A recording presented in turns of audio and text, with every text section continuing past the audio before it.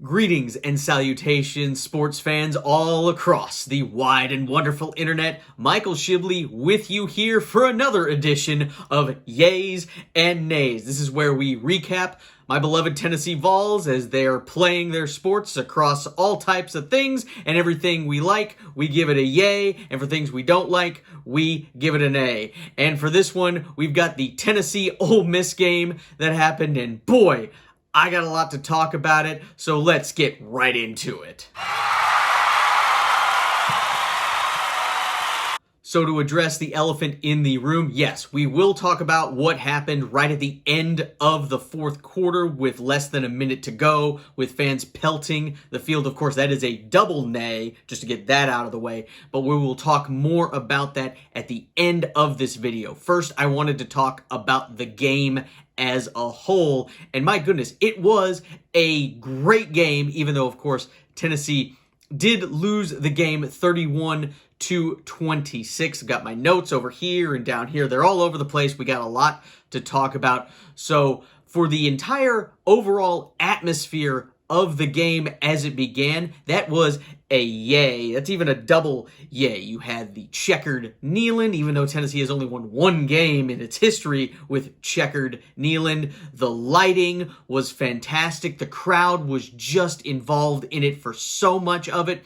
So again, that was a big yay. I loved all of that. And again, Tennessee tried to respond to it, but again, overall, couldn't get it done as Ole Miss did win the game. Of course, one of the big nays that we're going to talk about and add even more into it was, to me, the officiating. I thought, again, the spotting that they did, spotting the football, not just the big one that everybody's talking about, but a few others throughout the game I thought were bad spots for both teams, but that's where you end up with so much of this. And, of course, you had the big call where it looked like Tennessee had hit corral and they fumbled it, and Tennessee was going to get the scoop and score, and that was going to have the crowd just huge involved as Tennessee was going to tie the game up.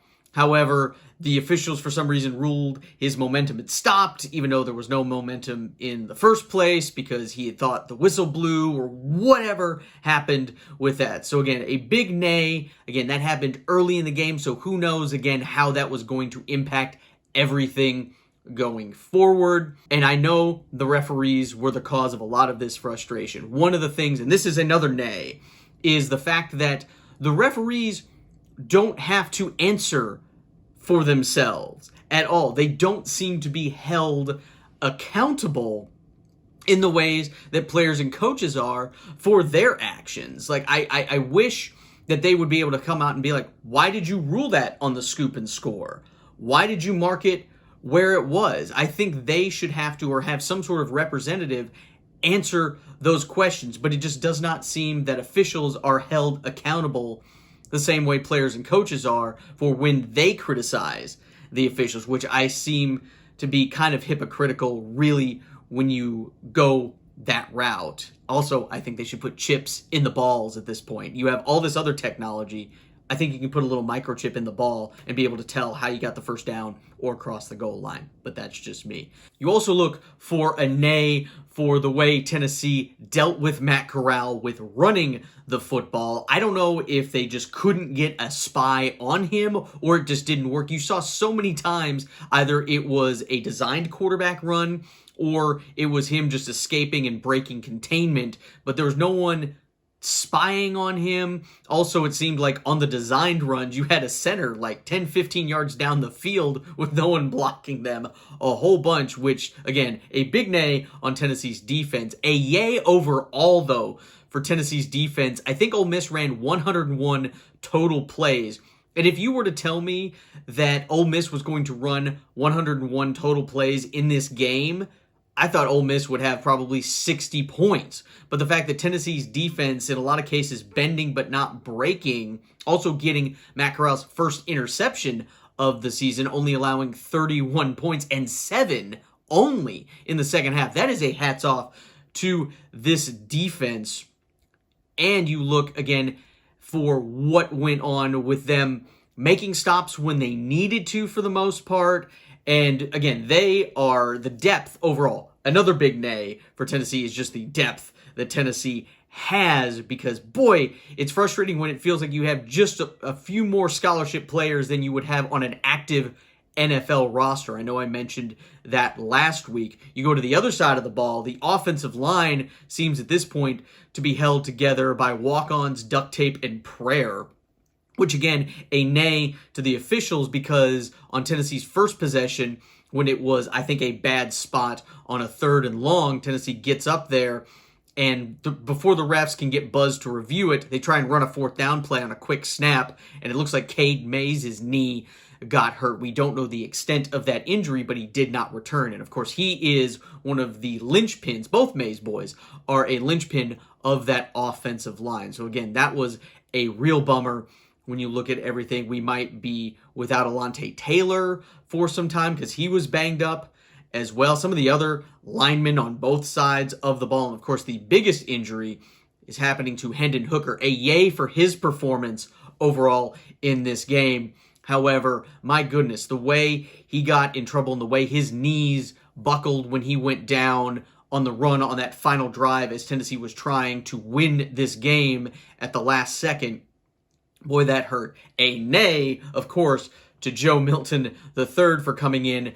He did fine on his first couple of plays. He was just a little off on that pass to Tillman in the end zone as it just went right above his fingertips. And Tillman is usually pretty good at coming down with the ball. He just wasn't able to get to that one. But the last play of the game, that's actually a double nay, really, when you look at it, where Milton gets flushed from the pocket, but instead of just chucking it into the end zone, hoping something good happens, he got past the line of scrimmage, tried to run it, and then just got pushed and forced out of bounds, where at least at that point, you've got to keep the game going. This is it. There's no time left on the clock. Lateral the ball, throw it over your head, something backwards just to see. You got to try and keep something going with some sort of miracle, and that didn't happen. And who knows, a nay also going forward as Tennessee up next. They're going on the road to Tuscaloosa to play Alabama.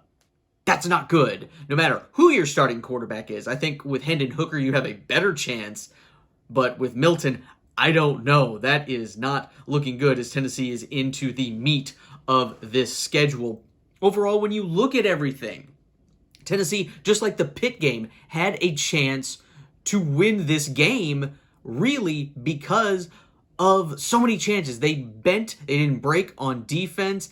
And some of the mistakes that Tennessee made, they had penalties where they couldn't afford to have them, just illegal procedure penalties putting you back behind the ball.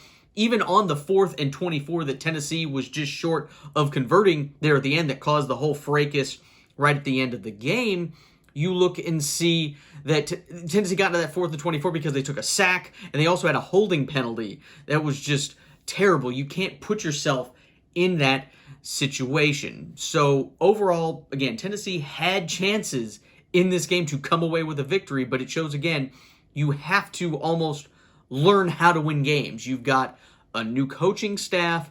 You have so many players as always. And again, this could be an excuse the whole season, but so many of our best players left through the transfer portal. So you have what you've got, plus all the injuries, and you got guys out there not making plays that they had been. Like a nay for Velus Jones Jr. for fumbling the punt that set up Ole Miss's first touchdown. I mean, Velus, he's such a sure-handed guy, and when he's got the ball in his hands, good things happen, and he just made the rare fumble, and that just set so much of a tone of what I was hoping wasn't going to happen for the rest of the game, and it ended up just being an insane game. To me, and you can argue with me in the comments section below, but a yay for Lane Kiffin being a wrestling heel when it comes to this. Because again, he left, for anybody who doesn't know, 11 years ago from Tennessee. And to put a bow on all of that, I wasn't mad that Lane Kiffin left. The only job I knew he was going to go to that wasn't Tennessee was going to be USC. And that job came open. Now, how he left in the middle of the night with that chaotic press conference and all that, yeah, that was pretty terrible when you look at all that. But again, it was 11 years ago. He'd been back here as an assistant coach a few times with Alabama. So it was an instance where, again, a lot of the students, I think, were in kindergarten or close to it. They were definitely in elementary school when Lane Kiffin was our head coach for 1 year.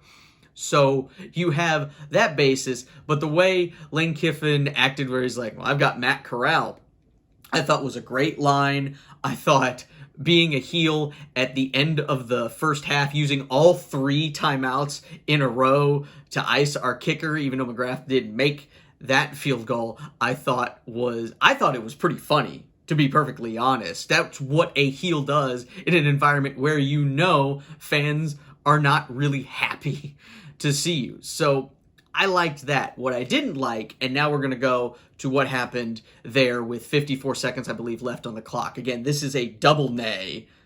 Thumbs way down on this was the actions of some of the fans. You look at that play, that 4th and 24, you hit the tight end.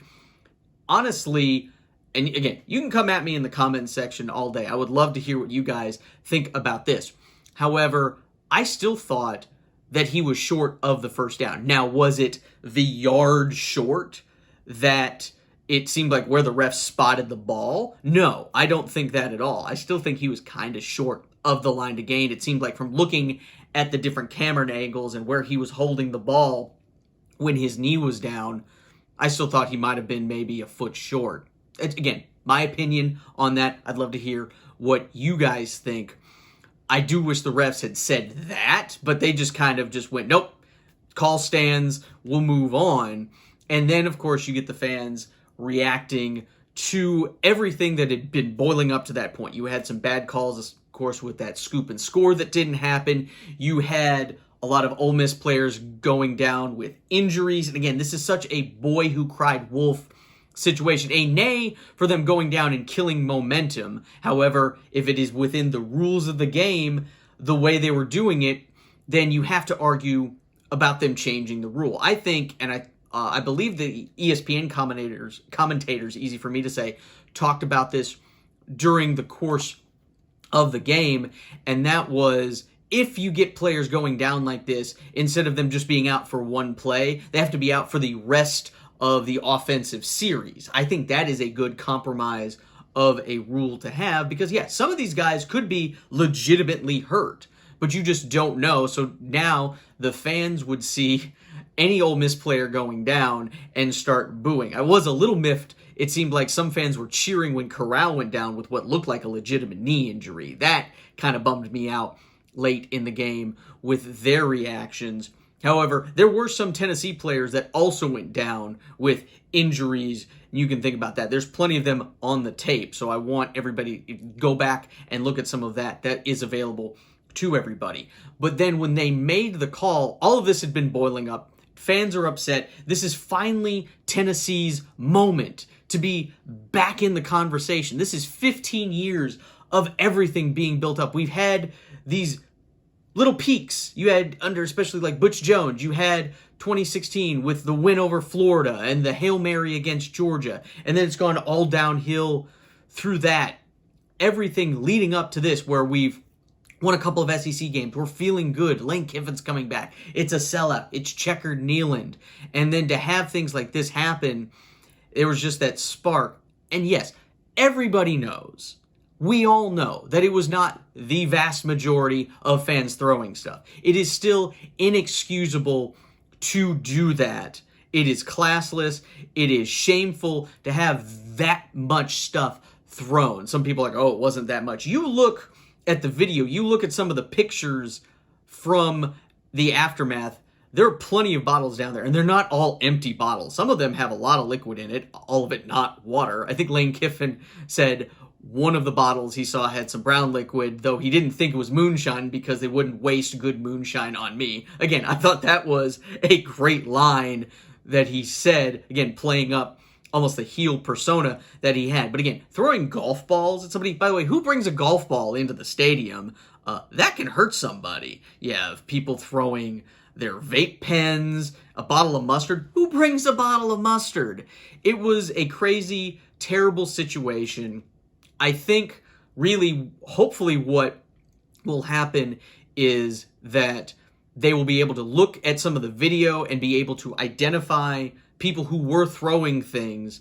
And if they're able to find them, ban them. They should not be allowed back in Neyland Stadium for this behavior. Yes, you can be mad at the officials. You can be mad at Lane Kiffin. And you are perfectly fine to yell and scream and boo and swear and go on talk radio or go on the internet or in the comment section here and complain. You are perfectly welcome to do that. Throwing things, no matter what venue it is completely out of line. It is shameful. There's a lot of people out there right now talking about the incident where Ole Miss fans, when they were playing Tennessee in basketball back in 2019, lost on a controversial call that the refs had, and they started throwing things all over the court. I know their people, I believe, issued an apology, like their higher-ups in AD and Chancellor and things, which, again, the Tennessee, the AD made a statement, and you also had Plowman, our Chancellor, make a statement about how this is not who we are. And of course, it is not the vast majority, but the knuckleheads that were doing it should be punished for that if you can find out who they were. You look at all of it, and again, just because Ole Miss fans did it doesn't mean we're supposed to do it. That's not how this is supposed to work. And I thought Heupel made a good comment in the press conference where he said, this was a great game. And I agree. Overall, this was a fantastic, crazy game, which again, nothing was going to be sane with Lane Kiffin in town. But what everybody's going to be talking about is what happened there with less than a minute to go. And that was the other thing I think that was frustrating. You look at that basketball game where the Ole Miss fans were throwing things on the court. The game was over. It didn't last nearly as long as it did with the fans in Neyland Stadium.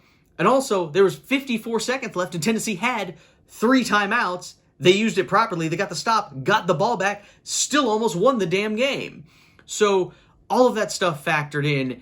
It was just a very bad mark on what was otherwise a great game that was just exciting and one that went down to the last play. And that's the excitement you want back in Neyland Stadium. Hopefully, again, with Heupel and company, they can get the wins, and some of these wins can start coming. I would love to see that going forward. I feel better about where overall the team is, even with all the injuries going forward, not just this season, but seasons going forward, with getting players and developing and by far having way more depth than we do. So again, it was a shameful act. I hope there is some punishment happening to players.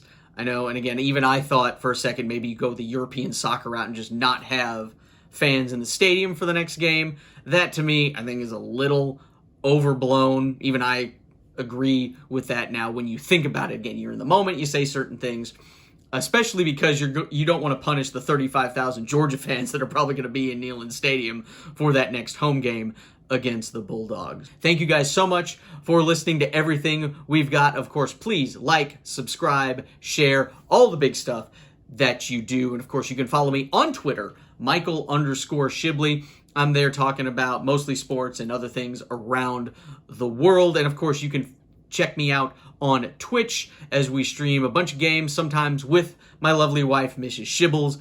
And also we do these watch-alongs. We're streaming, my goodness, for over 5 hours because of how long this Ole Miss game ended up. But we will be back next week for what happens with Tennessee against Alabama. It's the 3rd/4th Saturday in October coming up. It's a great rivalry game. We'll see if Tennessee can finally close the gap on the Crimson Tide. But until next time, too sweet. Love everybody. See you next time.